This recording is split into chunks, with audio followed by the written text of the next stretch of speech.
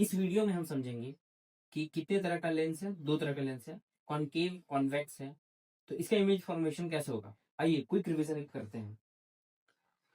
पहले मैं आपको बता देता हूं कि इमेज फॉर्मेशन के लिए किस चीज का जरूरत है। तो आपको पता ही होगा कि मोर देन 2 रे लाइट्स का जरूरत पड़ता है इमेज फॉर्मेशन के लिए।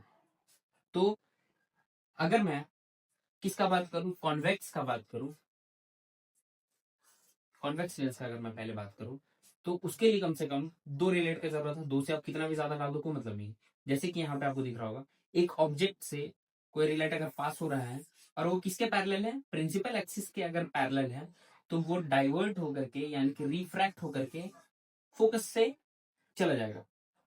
अगर कोई रे लाइट प्रिंसिपल एक्सिस से ही पास कर रहा है तो वो एकदम सीधा सीधा उसी में चला जाएगा, उसी पाथवे को चूज करेगा।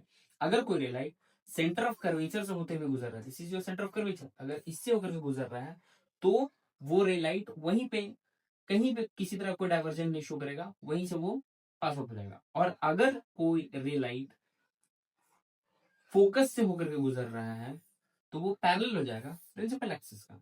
ठीक है, ये हमने 3 केस देखा, 3-4 केस जैसा भी हो, आपको ये याद रखना है, रिमेंबर रखना। 2 रे का जरूरत होता है, आप हमेशा 2 रे को कंसिडर करो, ज्यादा हौच पौच नहीं होगा आपका। ठीक है, इधर 5 लिखा हुआ, पढ़ देना आराम से।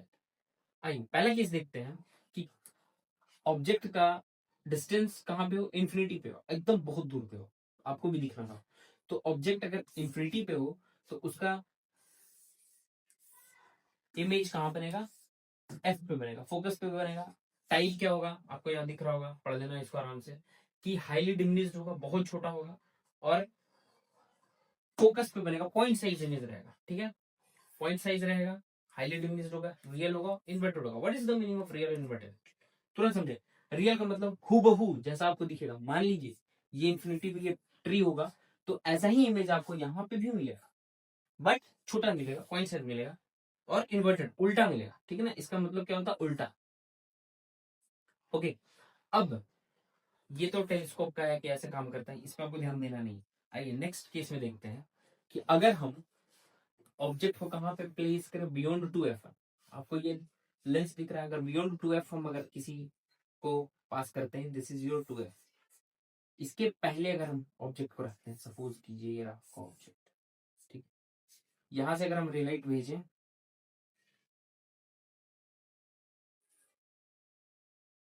ये जाएगा। अब इसका फिनोमेना ये है कि ये कहां से होकर के गुजरेगा, फोकस से होकर के गुजरेगा। एक रे लाइट और हमको लेना है, कहां से ले, चलो सेंटर ऑफ कर्वेचर से ही ले लेते हैं।